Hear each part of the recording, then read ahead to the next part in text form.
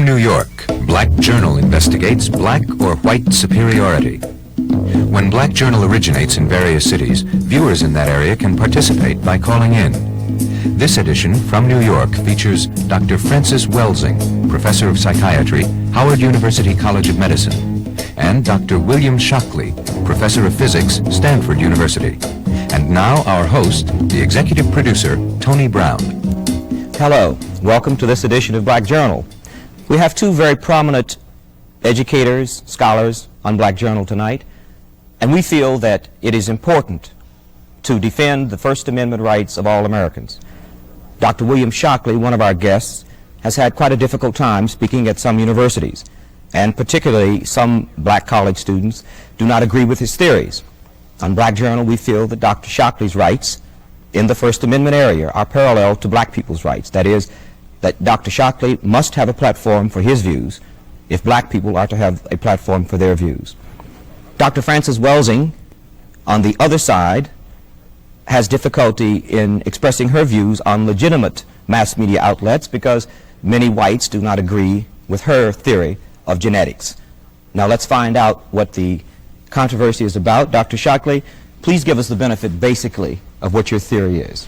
My principal point, Mr. Brown, is not so much a theory of black-white differences, but is summed up in one word, which is the theme of my appearance on your program and my efforts, and the word is dysgenics. And dysgenics means effectively downbreeding, retrogressive evolution. And I fear that this is worst for the black community, and I particularly welcome an opportunity to appear on Black Journal just for these reasons. And let me say also that when I first met Dr. Welsing, it was not black students who were disrupting, but white students. And Dr. Welsing made a very sincere and I thought extremely effective effort, a well-planned effort. It was not effective with these white students at Staten Island Community College, so I would have a chance to speak. In fact, I think they prevented her from saying what she wanted to say when she was trying to gain me a platform. So my main theme is that we have problems that we should face and we should look at connected with dysgenics, and I welcome any opportunity I have to bring this out so that people can look at it and worry about it. Dr. Shockley, you are accused of having a theory that is a white racist theory. How do you respond to that? Well, I respond to that by saying that I've considered whether or not I am a racist. Racist is an epithet that used to damage my self-esteem, but it doesn't anymore. I feel it's untrue. If you look in the dictionary as to what racist means, it means emotional feelings, irrational feelings associated with fear and hate. If I really had those, I don't think I would be here this evening. I feel that what I'm engaged in is a demand for diagnosis, and I'd like to say some more about this chart, which we'll come to probably later, which shows the disproportionate rates of reproduction for the least effective elements of the black community. I'd like to say more about that than we should in just this brief introduction. But I think there is another word that better describes what I'm involved in, and that word is raceology, which means a scientific analysis of racial differences. And basically I have a faith that reason is a good thing, and I feel as you do about the First Amendment, but maybe with a slightly different emphasis. I think the really important thing about the First Amendment is it is a way of guaranteeing a high likelihood that truth will emerge as a result of conflicting ideas being expressed, and I have a thesis and a basic belief that truth is a good thing and will be of benefit to man. Thank you. Dr. Frances Welsing, give us the benefit of your theory, please. Well, my theory was, I wrote the paper in 1969. I wrote a paper called The Cress Theory of Color Confrontation and Racism. And the sole reason behind writing that paper was an attempt to understand the behavior of white people in relationship to all people of color, every place in the world, black, brown, red, and yellow people. And the paper was presented to the Americans at the National Medical Association, the section on psychiatry in neurology, because back in 1969, the Black Caucus in the American Psychiatric Association, we had said that racism, and when we talk about racism, we're talking about the white supremacy behavior of white people. that racism was the #1 mental health problem in the nation, and it was the #1 cause of other mental health problems. And I wanted to understand what this thing of racism really is all about, because it's the thing that has caused woe and misery and suffering for the vast majority of the people on this planet that are classified as non-white. And in my attempt to understand why the necessity of white people to keep saying that white is superior and that the condition of non-white is inferior, and the more I thought about it, in conjunction with an idea that a friend of mine had, that racism was a worldwide behavioral system for the maintenance of white supremacy by a small minority of people, I put those ideas together with what we know about genetics, what we know about the condition of skin whiteness itself. The condition of skin whiteness is the genetic inability to produce skin pigment called melanin. This is a genetic recessive trait. It is a genetic deficiency state, not as defined by Frances Welsing, but defined by geneticists and dermatologists, that the inability to produce the skin pigment of melanin or melanin pigment is described as albinism. And I think that white people, even though most white people are not consciously understanding their problem in genetics, they are certainly aware that they are genetically dominated by people of color. That's why it was a statement, one drop of black blood makes you black, because people of color have the genetic capacity to annihilate white people. And so unless white people control the reproductivity of people of color, then we can postulate that perhaps one day there won't be any white people. And I think that the very survival of white people necessitates that they project genetic inferiority on people of color, because it is they who really are aware that they are genetic recessive and perhaps genetically inferior to people of color. And I am not saying this to call the condition of skin whiteness to say, well, no, white people are inferior. I'm not saying it for that purpose, but I think that it is of prime importance for the majority of people in the world to understand why it is that white people have to, the effective majority, large numbers of white people, have to move in a hostile and an aggressive way against people of color, and have to constantly focus on it's you who's genetically inferior, because they realize that there's something wrong with their genetic status. Now, may I take a call? Oh, sure, all right. please. Let me, so that, because we have a number of calls, and we'll see what the public wants to find out also. Just 1 second. Hello, go ahead, please. You're on Black Journal.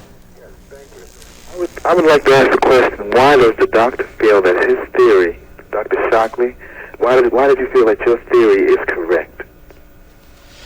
Well, let me say that's a long question. Let me point out one aspect. It's a question that calls for a very long answer. I think I might just at this point say that in a time like 1 hour, we may expose a problem and encourage thinking about it, and this is a very valuable thing. But to cover either Dr. Welsing's views or mine, and let me say here are, just to show that these things exist, is a pamphlet that she was good enough to give me some time ago. This one's upside down. Well, that one's upside down. Yeah, thank you. Right. And this is one of my own. It's actually a collection of a debate. The imperative of ethnic education is yours. This is the issue of the journal. Mine was, the title of my paper is somewhat different from this, but I want to say that, speaking for myself, if people would like to write to me at Stanford University, I have a post box there, post box S, which is the same as Shockley and Stanford. I will try to supply more information, and I'm sure Dr. Welsing will say what she can do about telling people how to reach her pamphlet. Okay. But now let me say this chart that I held up a moment ago is very important in respect to this question of why I think there may be what proves a basic difference. But I'm going to say that if there were not a basic difference in intellectual capacity in the past, there probably will be a basic difference between black and white intellectual capacity in the future, simply because of the reproduction patterns. And these are Census Bureau data, and this is the most threatening aspect. And what it indicates is that for the black women of the lowest intellectual social class, which are rural farm women, generally the education is least, the average number of children is 5.4. For women with college degrees, it's 1.9. And so this is definitely unfavorable. It is reproducing far more at the bottom end and not enough to keep even at the top end. Dr. Shockley, can For you whites, let me explain? just finish this. For whites, the numbers are also in this direction, but nowhere nearly as severe. Dr. Shockley, I think that in all fairness, you should explain to the audience why it is that you have, first of all, you have a very large segment of the black population who are on farms, who are deprived in cities. Why don't you explain at the time that you're showing this, who is keeping black people in a situation like they're in? I mean, it could be, you could turn it around the other way, where you could have very large numbers of black people who are exposed to educational opportunities like white people, who are exposed to housing, who are exposed to health facilities. Why don't you explain that at the same time that you put figures like that? I'm sure you would explain it, No, but I Dr. think Welsing, it's important but in one must answering- say first things first. And you've raised the basic question there, and that is whether the disadvantages are primarily a lack of opportunity or whether they are primarily a basic genetic difference. And let me mention one thing, which is that in certain areas there is no doubt about black superiority. Blacks are superior in visual acuity, and they're superior in a systematic way. Now, I don't expect that people will understand the details of this, but I simply want to show that quantitative work can be done. This happens to be a research job of my own, and what it shows, because these points that you see here lie on a line which is not the central line, but they lie systematically on a line, what it says is that so far as visual acuity is concerned, blacks are systematically better than whites. It's as if their bell-shaped curve, their distribution curve, were pushed upwards compared to whites for visual acuity, or at least for the avoidance of bad eyesight, such that if the same shift occurred for IQ, it would mean that the average IQ distribution would be up by 9 points rather than down by about 15 points, which is the typical average. Dr. Shockley, visual acuity is probably something that the system of white supremacy has not necessarily seen the need to affect the environment that black people are in so that it will alter the fact that they have visual acuity that is superior to whites. The fact of visual acuity is not attacked in the same way as educational opportunity and job performance is attacked. And I think that It's evidence for a genetic difference, in my well, you see what I'm opinion. saying? There might be many, many more genetic All right. differences where people of color appear superior. If I may, we have a number of people and would like to get to as many as possible. If you could make your answers as, not to compromise your explanation, but if you could make your answers as succinct, I would appreciate it, because we would like to involve the public as much as we can. One moment, please. You're on Black Journal. Go ahead, please. Yes, I was wondering if Dr. Shockley could explain the basic difference between the course he is taking in explaining white supremacy and the course that Hitler took during the Nazism reign. Thank you. Well, there are enormous differences. In fact, the lesson to be learned from Nazi history is frequently very misunderstood, and it is a lesson which Mr. Brown has told us about earlier. It's the First Amendment. It's not that eugenics is intolerable. Actually, the eugenic programs, which are the opposite of dysgenics, eugenic programs are not inconceivable, they're not inhumane. Denmark has been carrying out programs with strong eugenic implications for maybe 30 years. And it's important to note that since World War II, Denmark's per capita homicide rate dropped and is now approximately 1/20th. That is, the number of deaths of probability being killed in a year by a violent homicide is roughly the order of 100 times less for young Danes than it is for young American blacks. Can I? Now, but the lesson, let me say what the lesson of Nazi history we have in this country, and it will protect us. It's just the thing that makes this program possible.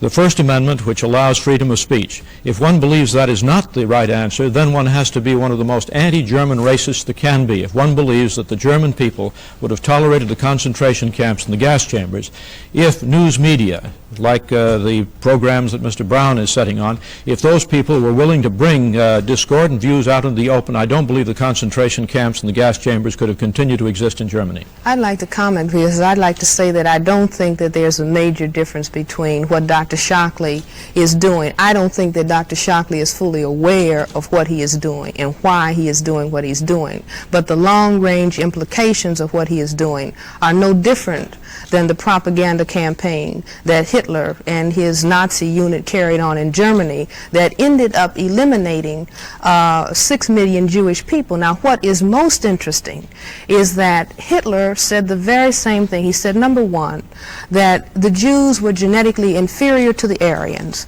Number two, he was aware that the Semites had genetically dominant material, genetic material, to the Aryans. And if we begin to understand the way that people who were in Europe at the time that the Semites arrived from Africa, when the Semites arrived in Europe from Africa, they were people who had substantial amounts of color and who had very kinky hair because they were from the continent of Africa.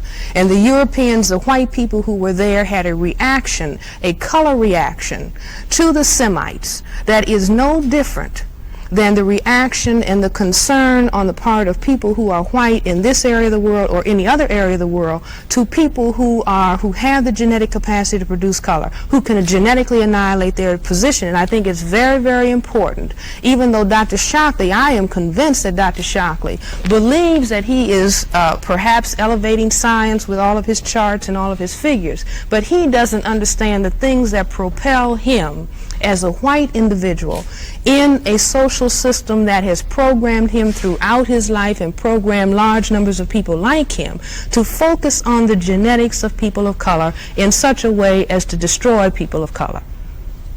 Okay. Take another call. 1 minute. You're on Black Journal. Go ahead, please. Yes, I have a question for Dr. Shockley. I'd like to know, is it possible to determine the amount of intelligence genes covering intelligence will have, since intelligence level is an objective man-made criteria? I know that you can determine genetically such things as mongoloidism and things of that nature, which we give an objective definition to and say that they can't perform academically. Now, can this work the other way? Well, one of the main elements of the campaign I am undertaking to bring objectivity in this area bears very closely on the question that was asked. The issue is, to what degree is the difference in intelligence between individuals determined by their difference in environment, and to what degree is it determined by a difference in their genes? That is, which pushes the intelligence up and down more. Now, right at that point, one runs into a difficulty, because a really adequate definition of intelligence, which can be generally agreed upon, doesn't seem to exist.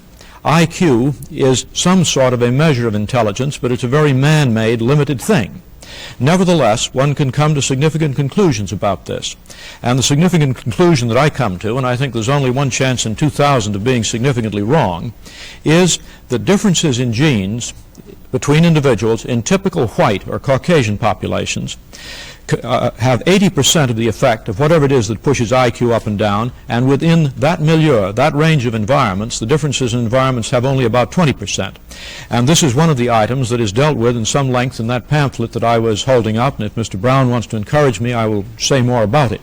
But that's, in brief, the answer I come to. I appreciate the brevity. Thank you. Let me just comment here that Dr. Shockley has absolutely no way of proving that genes control intelligence and in more of a manner than the environmental influences that one is exposed to. And I think that I have a definition of intelligence that I use, and the definition is that it is the ability to decode the environment. That means to ascertain what is happening in the environment and to develop behavior that is appropriate to it. Now, things that influence behavioral performance, that is our response to the environment, it has to do with what kinds of security systems we develop with that are in our homes, what kind of environmental influences are affecting us, and we measure this every day in terms of school children's performance. If they're in a bad environment, you put them in a better environment. You can improve their performance performance scholastically. And I think that this is a major element that Dr. Shockley leaves out. I can understand why, because the racist system does not want to alter the dynamics of deprivation within the environment. It would prefer to say, no, the reason that you can't perform has something to do with your genes. It doesn't have anything to do with what we're doing as the population of whites to deprive people of color of the same opportunities that we give ourselves. I'd like to say that I must make a correction here, which is I restricted my remarks. Dr. Welsing extended them in a very important way and into an important area, but that would take more than 3 times as long to cover. I restricted it to Caucasians and did not cross the racial gap. To try to deal with the racial gap, the difference in this, and give a reason for that, Dr. Shockley, you try to think about this thing. Give us a reason why this racial gap is there, and in brief, is I've made a parallel before. It's like asking Picasso or some famous painter who can produce orderly structures on a piece of canvas to come up and you give him a brush and a palette and you say, Mr. Picasso, please show us how you make a beautiful painting with one brushstroke. This is a long and complex argument, and Dr. Welsing, I think, is completely obscuring the issue when she says there is no way of sorting out the difference between genes and environment. Dr. Shockley, as long as you are depriving people of the opportunities that you extend to yourselves or others like you, not that you're the one who is doing it by yourself, and certainly not that, but as long as that is happening, then people have no right to begin to compare or to hand the same test to the individuals who are deprived and the individuals who are not deprived, and then start saying, well, something is wrong with the people who are deprived, something is wrong with their genes that they cannot perform. Now, I think that I would be quite willing to accept, any group's genetic inferiority in terms of performance once you grant equal opportunity. If you're able to demonstrate after you give black people, after the collectivity of whites give people of color, the very same opportunities that they give themselves, then wait a minute, then if we look at the results, I'll be glad to accept those results. But I think what is interesting is that white people cannot stop depriving people of color of the same opportunities that they give themselves. That is very interesting behavior, that you want to compare, but at the same time you cannot stop saying, no, you cannot have the same opportunities that I'm going to give myself. May I for sake of moving along again, I would like to ask a question, and Dr. Shockley, if you could answer it yes or no, I would appreciate it. Do you believe that black people are inferior in intelligence because of their heredity? I have a standard statement. It is not yes or no. It's memorized. I say at the same time every time I think. What I say is this. My research leads me, and it's a tragic conclusion really, my research leads me inescapably to the opinion that the major cause of the American Negro's intellectual and social deficits is hereditary and racially genetic in origin, and thus not remediable to a major degree by practical improvements in environment. All right, if you believe that the position relatively of black Americans to white Americans is based on a genetic inferiority, and I will accept the responsibility for that word, then what do you see as the solution to the problem? Well, I see the first aspect of this is to prevent the problem from becoming worse by dysgenics. This first word that I mentioned. Dysgenics for me and the audience? Would that be sterilization? No. Dysgenics, you see, means what that other chart I showed you says. Should blacks, the least effective element. Should blacks be sterilized? No. I have a... this but if blacks are a problem and we do not allow... This is inhumane. And I think one can find more humane solutions to this. Well, then how would... Then I would propose something in which one of the key phrases is regardless of sex, race, or welfare status. And this is the proposal. I call it a thinking exercise. It's mentioned in that pamphlet that I showed that you can obtain. And it goes this way, that you would offer a bonus to everyone to be sterilized. Now, we know we have a population explosion problem. We know that in India that bonuses in the form of transistor radios are offered to people. Would this bonus be directed to black people specifically, more than white? Mr. Brown, what did I say just a moment ago? I said, regardless of sex, race, or welfare status. Now, there is a group... That's what I say. There is a group of white people to whom this offer should be made also. Absolutely. Now, the offer is based upon the best estimates, best scientific estimates that one can have of any genetically carried disabilities. Now, there are some, I think, that any humane person would have no doubt about.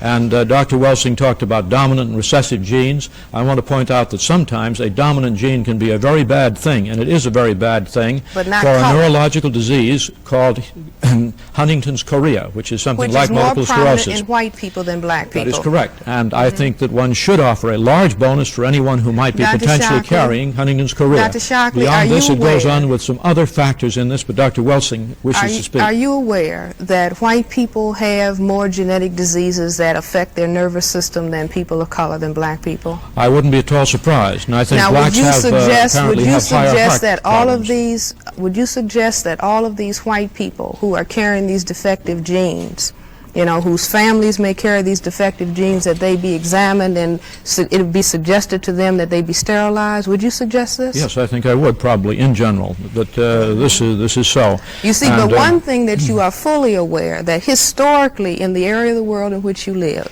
that there has never been a massive genetic attack on white people, and first of all, the system is not going to allow that. However, there has always a massive genetic attack in terms of suggesting that white people in mass with their various genetic defects, that they be sterilized. You know that you're safe when you say, I mean, you know, across all color lines and economic classes, you know that you're safe when you say that, because the only vulnerable group in this social system are the black people and other people of color who do not have the power to protect themselves politically and socially from the people who will organize the attack. Now, we had recently black children being sterilized in one of the southern states. Now, we have not had examples of white children recently. This is the case of the Ralph children. Right, being sterilized with governmental funds. So that when you say you're talking about all groups, you're not really talking about all groups, because the people who are going to be affected by the things that you're saying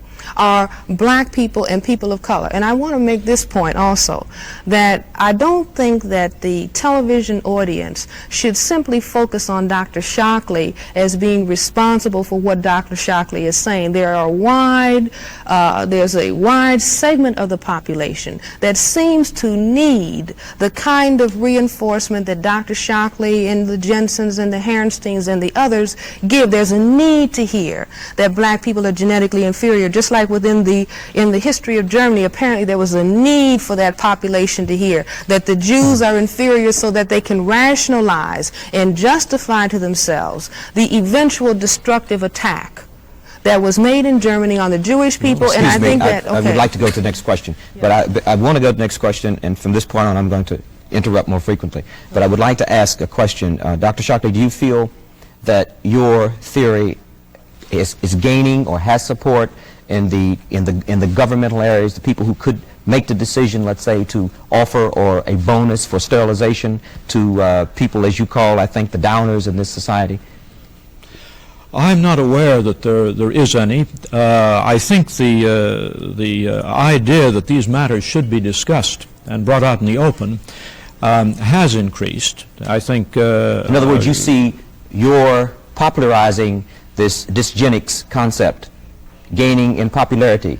Well, I would say it is out in the open, the fact that, let me say, the fact that we do not have pickets, as I came in this evening, that there's not the same sort of resentment. I have been on other programs with other moderators, Mr. Brown, in which the hostility and antagonism was so thick. Well, I think that's a very good observation, and I'd like to say, I think that if I, as a black moderator, were hostile toward you, that I would prove that your theory is correct. But I think perhaps maybe my behavior will help you to reconsider your theory. Well, and I see you as an equal, and I feel no need to be hostile toward you. May I take another call now?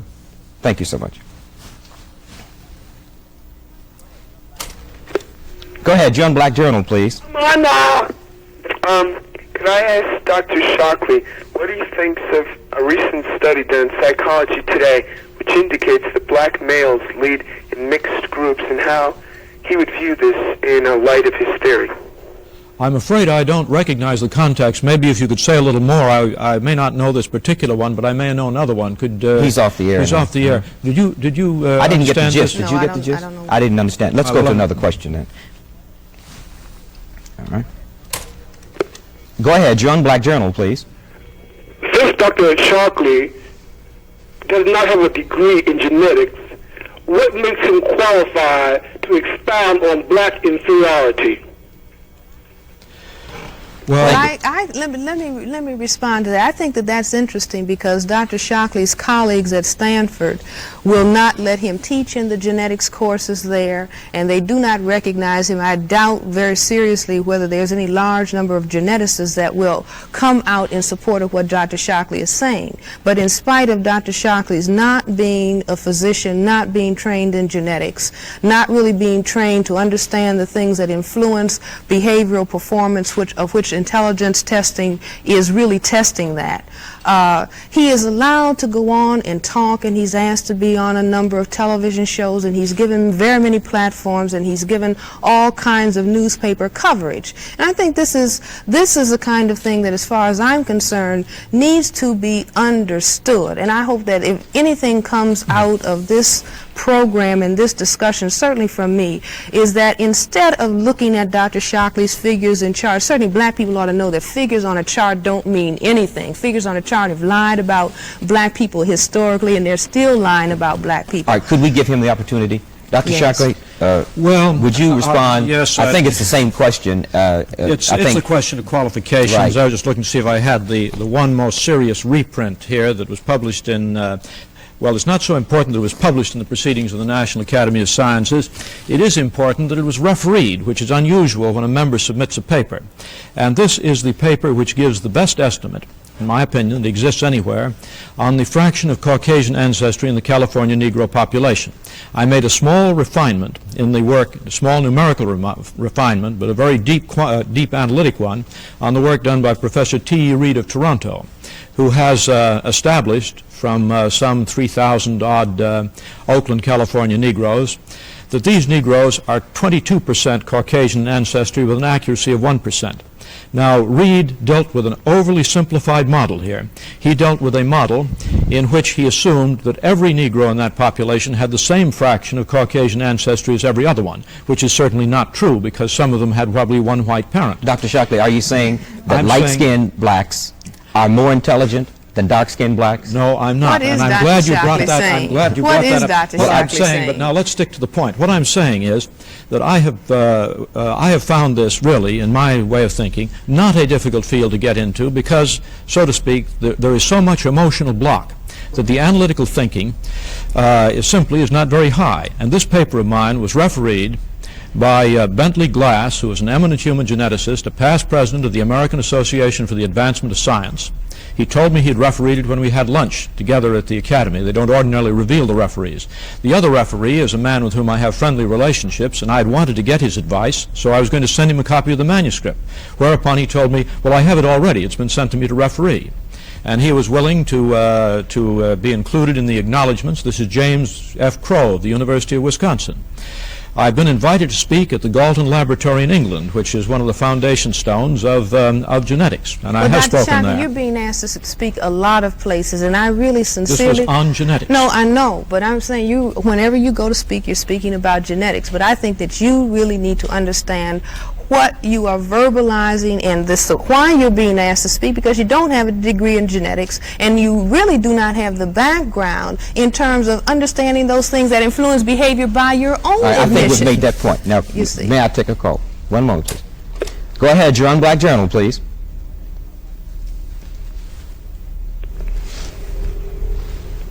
Okay. Go ahead, you're on Black Journal, please. Hello, my name is Dennis Hunter, and I'm a second lieutenant with the Cadet Corps Central Harlem. I'm 17 years old. My question is directed to Dr. Shockley. And my question is, if your theory is right, should a black child never expect to be as good as a white one? And if so, I would like you to come to the Cadet Corps and tell it to the youth in my company. No, I don't believe that's true. In fact, I have standard statements that I've made on this, and one of them says it is my position is not that all blacks are inferior to all whites. Indeed, my statistical studies show that blacks achieve almost all levels of eminent distinction that whites achieve. And I'm here with two eminent blacks who have achieved levels of distinction, and Mr. Brown, I believe, has won a number of citations for television programs. But now, what I think, I'd like to come back to this dysgenic point. Statistically, if one examines the performance of American blacks, one finds that the fraction of those who achieve high levels of distinction, the probability of one of them doing it, it's not zero, they're up there, but only the chance on a per capita basis is about 10 times smaller. Also, if I look at the probability of their getting into difficulties, the probability of very adverse performance for blacks, that is about 10 times higher in the FBI crime reports. Now, incidentally, let me mention two others, so we won't have it all a black-white situation. Let's put some other colors in, let's put some yellow in. Where I have looked at the limited data that's available in Census Bureau reports on American Orientals, and when I've looked at the membership list of the National Academy of Sciences, I find that American Orientals are represented in our National Academy of Sciences, which is a high scientific distinction, at about 10 times their proper per capita proportion. And they're also about 10 times lower in the FBI crime reports.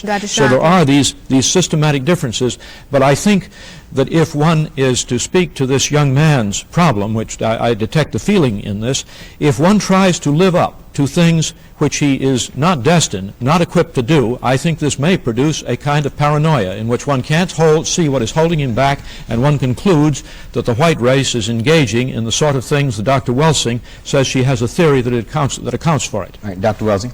I lost my point listening to that. Go ahead with another question. Well, I would just like to say for that black youth that I think that there are a number of black people who could be used as examples for him to have faith in himself and in black people. And I think if that young man applies himself, in spite of all theories. This young man has the initiative to come up and ask a hard question, and he certainly deserves a big plus for this, and he should go on asking the hard questions, and he should try to be objective and size up with good judgment how far he can go so that he won't be hurt by trying too hard, and he won't stop too soon. What I was saying more specifically is that the very presence of black people today, the good health, the good mental health, the advancement in economics, the advancement in science that black people make is really a contradiction of all of the accumulated statistics about black life in America. In other words, black people have contradicted with their lives and achievement the statistics that have been compiled all along. Well, I think they're the exceptions that fit into the statistics, I'm afraid. We have about 30 million exceptions to the genocidal pattern. 30 million? Yes. There are about 30 million people now, census-wise, who admit they're black, and there are millions of black people who say they're white, who have, for historical reasons, passed over. So when you get down to measuring even the IQ mean for whites, you have some of those people who are called sociologically white, who are actually genetically black. This is one of the researchable areas, and one of the ones that Howard University could help with. But you do know many people who think they're white, some of which know they're not, according to the definition of being black, meaning one drop means you're all black. Dr. Brown. You do know that, don't you, Dr. Shockley? Yes, but I don't think it's very penetrating, Mr. Brown. I think one would do far better than that. But will you admit that there are many people who are called white who are genetically black? Frankly, I would be quite prepared to admit this if someone asserted it. It does not happen to be an area that I've dug into. I wouldn't doubt it. But one can do some very scientific and important things with this, and if we have a chance, I'd like to make a proposal as to how this could be done at Howard University. In other words, it's possible that if a group of black geneticists could link up, since you're basing it on let me tell you very simply, I've proposed experiments, I've talked about them before. If you took Howard University, say, and you take some measure of distinction of the Howard faculty, so that you say these are really the top group, these are the group that are barely making tenure. And if you were to take these two groups as populations of several hundreds and measure them, you could then determine whether one group was more Caucasian than the other. If one does this with California and Georgia, one finds there's about 11% difference in the Caucasian ancestry. I'm going to shout a point. I think it's very important to understand that the white supremacy system, the point that Dr. Shockley is making about if you find black people who have achieved, then you're going to find people who have substantial amounts of so-called white blood, that the white supremacy system has a way of reacting aggressively and hostilely against people relative to the amount of pigment that they can produce, so that the people who have the most difficult time are the people who have the most pigment, and they're the ones who are kept from the jobs and kept from the school opportunities and kept from being supported positively by the social system. Then Dr. Shockley wants to say, well, you see, I have proof of what I'm saying, because you see these people over here who are achieving, they look like they seem to have, you know, white genetic material mixed in with the black. And so that we can throw that out, Dr. Shockley, by understanding how white people, how the effective majority of white people seem to relate to the whole color of blackness, as opposed to something that is approaching the lack of color, which we call white. I'd like to pick up on what Dr. Welsing has said, because she has been speaking in such general terms. I'd like to read from her pamphlet here one section on this, which I think shows the difference in viewpoint. I don't accept that this is really a valid reaction. As a psychiatrist, I think Dr. Welsing says she has an opinion this is true. But she says that it's this, that the color confrontation theory views the objection to sexual intercourse between blacks and whites on this basis, that it results from the great fear that the white male has of the black male's capacity to fulfill the greatest longing of the white female. Now, this is Dr. Welsing's interpretation of the greatest longing of the white female. And this is what Dr. Welsing says it is. Have you asked white female about whether they want to have a black baby? Yes, I asked a few last night. Well, they're not going to tell you, Dr. Shockley. All right, that's what, but now let's see what you say. And what Dr. Welsing says, they won't tell, but they really have inside, is this, that these white females, what they have, the greatest longing they have, is that of conceiving and delivering a product of color. Now, how do you know that's true, Dr. Welsing? What do you have to back that up except your own theory? No. On the basis of white female statements to black male psychiatrists, on the basis of white female statements... Is this a random sample of the population as a whole? Well, not a random sample, but substantial numbers of clinical cases. Now, these are all pathological cases, aren't they, in one way or another? See, there's a lot of information. You can't read my whole theory over the television. It's unfortunate. May I just 1 second, get one point? Then are you saying that white women with black men are pathological or sick? She is talking about a group, as I understand it, a sample that she got in connection with her psychiatric practice. I may be misunderstanding, but I think that's the sample she had. I'm talking about the behavior of aggression, sexual aggression, moving from white to people of color. Now, we are all aware of the sexual aggression on the part of white males towards black women and other women of color. That's why we have all of these multicolor, mixed people that you want to talk about, because of the white male's attraction for black women and other people of color. So that's a demonstrated fact. All right. Now, white females also have a desire for color. Now, you've got, makeup on, and white people spend a lot of time during the summer trying to color themselves and trying to tan themselves, which is also evidence of the desire for color for people who lack the ability to produce color. Now, a white woman is not going to say to the average white man, look, I want to have something that you can't possibly give me. Now, she will only say that to a black man. We see all of the evidence of white women with black men. Those are not black men who have gotten white women.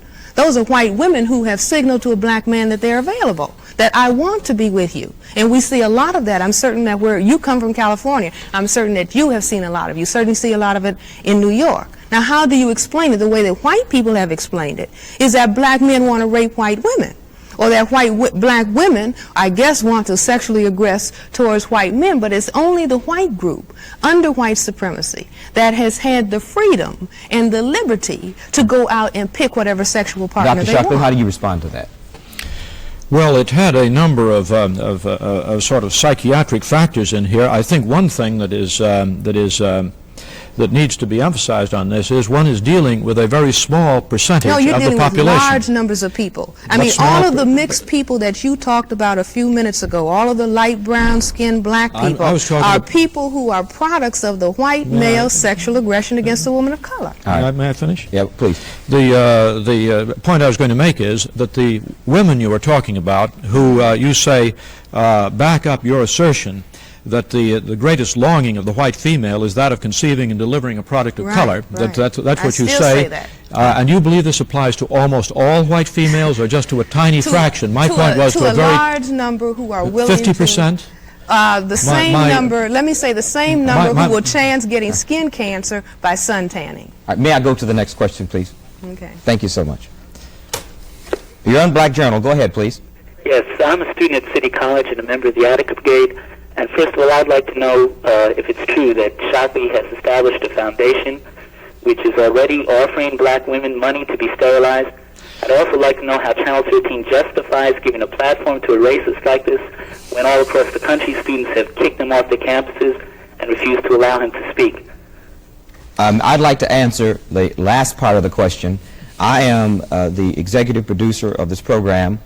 I invited Dr. Shockley, and I am obviously black. And I feel, as I said at the open of the program, that Dr. Shockley has a right to state his theory. Dr. Shockley, would you like to answer the first part of the question? I'd like to say that I have established a foundation. It's called FREED, F-R-E-E-D, which stands for the Foundation for Research and Education on Eugenics and Dysgenics. I would like to say that it has not offered bonuses for sterilization to anyone. I have, as the president of that foundation, said that I believe a trial run of this might be one of the most important things that could be done. And let me say, as I did before, that it would apply to anyone, and the bonus would be based upon genetic disabilities, and also there would be an IQ factor in it. And on this I reason that this might be, in the end, very profitable to society, and it might also be of enormous value to the economics of the black community, if one thinks about it. Because if in the black community the birth rate is very high at the bottom end, it is well known throughout the world where there are high birth rates in localized populations, these almost inevitably are associated with poor economic situations.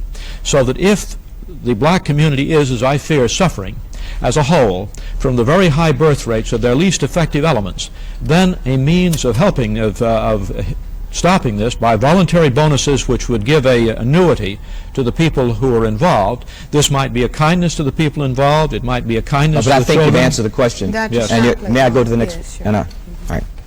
Go ahead. You're on Black Journal, please. What we know about ancient black civilizations, how can American blacks suddenly be genetically regressive? Thank you. Let me just say this. What is very interesting is in the study of biology, biologists who have studied evolution, one of the very interesting things that they say is that the more functional skin pigment cells in the animal kingdom, the higher you are on the scale of phylogenetic ascension. In other words, nature in the course of evolution went to its highest state when it produced a cell that could produce pigment, and that we were sliding backwards. The mutation to albinism is a step backwards in the scale of evolution. Are you aware of that, Dr. Shockley? No, I'm not aware of that particular one. I am aware of another basic genetic difference, and that is that the rate of maturation of a neurological system gets longer and longer the more advanced the animal is. And that is one of the items on the racial difference, that the neurological development of blacks is faster than whites. Black babies walk on the average a month earlier than white babies. And the period of black gestation... people are much more creative also than white. Dr. Wells, Shockley, correct me if I'm incorrect. Didn't the Giselle schedule, which tested the intelligence of children, make a correlative between intelligence and walking early? Yes. And I would think it probably would have been negative. No, it was positive. not. It was positive. Well, The motor skills on the Giselle schedule indicated that earlier precocious walking children, there was a correlation between that and high intelligence. This may be true. It might be true within a group. I'm not sure of that. Well, maybe I know that there is a correlation in terms of things earlier than walking. At the 6-month stage, Nancy Bailey at Berkeley has established that white children who come from the most advanced families and who later, when they become older, are out at the top, at the first 6 months they are relatively retarded compared to children who are from families of less accomplishment and who don't go as far. But this, so there are a number of these things certainly to be brought in. Fine. But this Giselle schedule is a very authentic, accepted, institutional psychological experiment. And so is the Nancy Bailey early test. I'd like to take another call at this time. You're on Black Journal. Go ahead, please. Hello. This question is addressed to Dr. Welsing. First, I would like to say that Mr. Brown and Dr. Welsing just prove immediately Dr. Shockley's concept, because here we have two highly intelligent, gifted people. But getting this out of the way, Dr. Welsing, wouldn't you agree that there is a strong genetic component to the inheritance of intelligence? Geneticists believe that 80% component is hereditary. Let me finish, Dr. Welsing. And then also, I think the association of skin color with intelligence is an erroneous concept. And I want your views on this. Isn't it true that the historic fate of black people, the tragic deprivation, the conditions under which they were raised, any people raised under these conditions would have an hereditary evolutionary background which could lead to poor capacity to generalize, to conceptualize, to be creative in the form field of ideas, and develop other excellent attributes. Now, this is not a racist idea. This could happen to any group who has a tragic history of the black people. Thank you. No, I do not feel that there's any evidence to suggest that 80% of the ability to come to terms with your environment that has to do with heredity. I think that much of it has to do with the environmental opportunity that the genetic material is exposed to.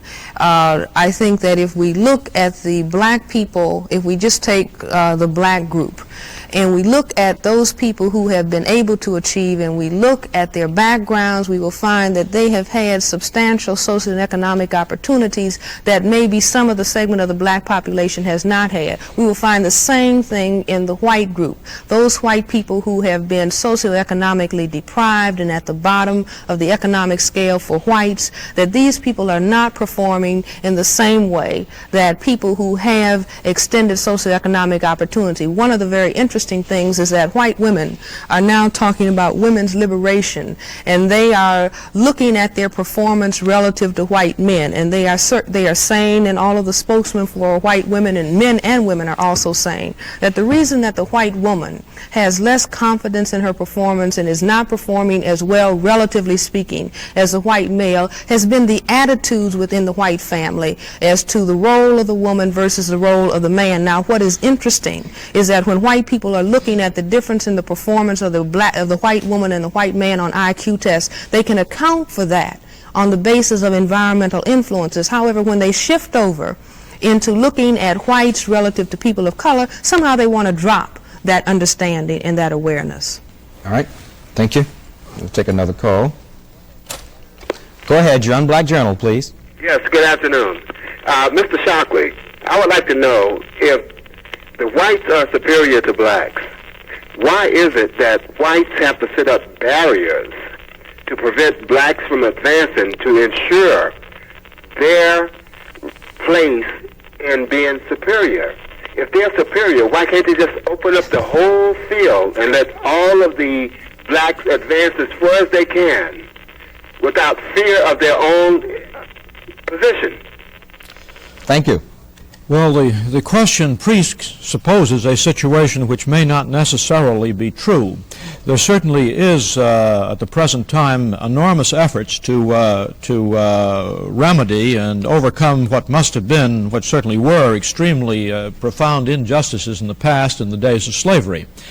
But one effect of this, I think, may be to produce effectively paranoid groups of blacks in these black student groups, where attempts have been made to bring underqualified students into college. When they get into college, they tend to band together. They're an isolated, separate, distinguishable group. Some years ago, the Black Studies effort was quite possibly a defensive mechanism on this.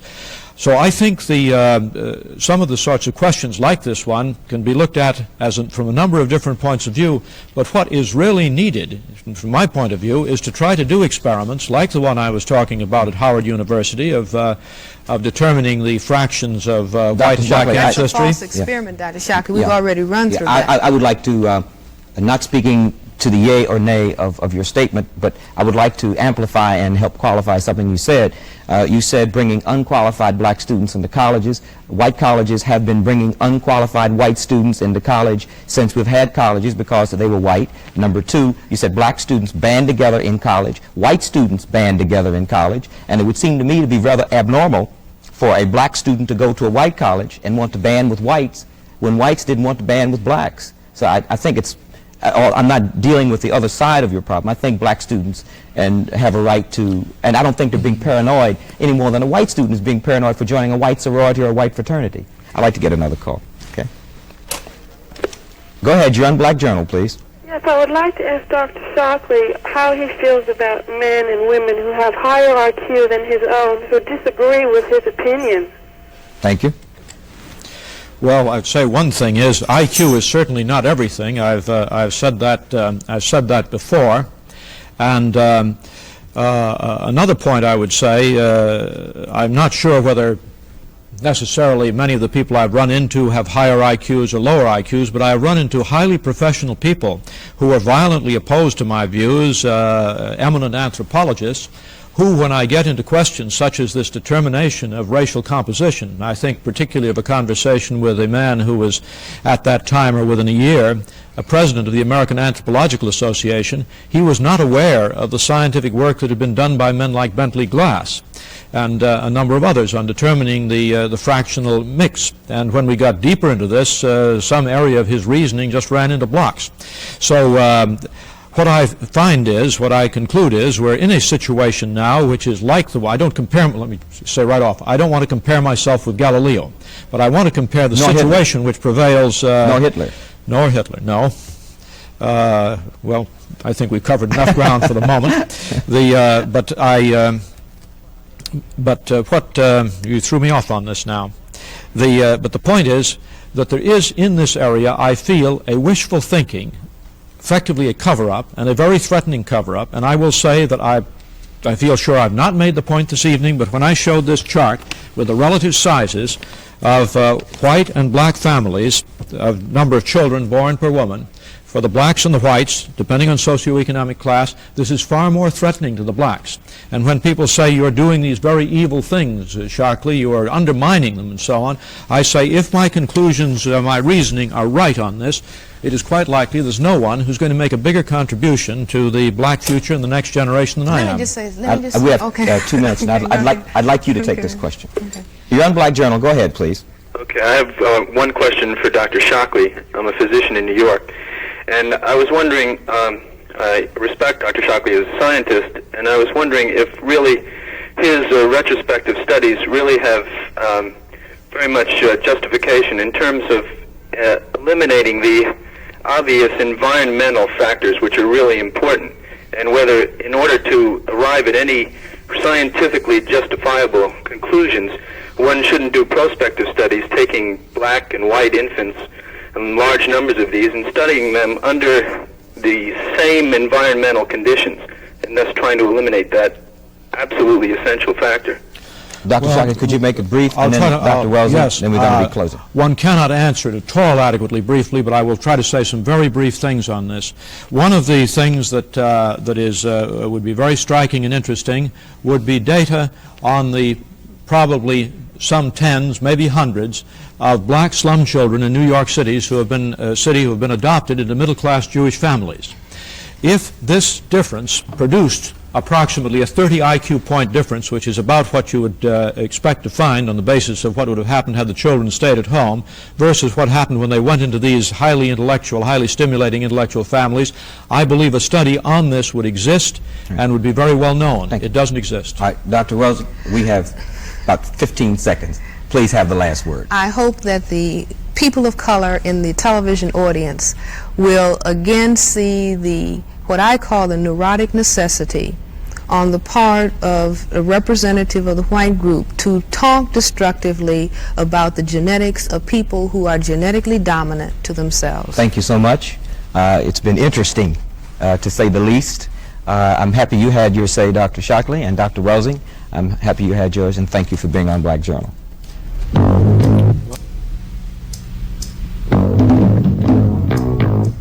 Black or white superiority.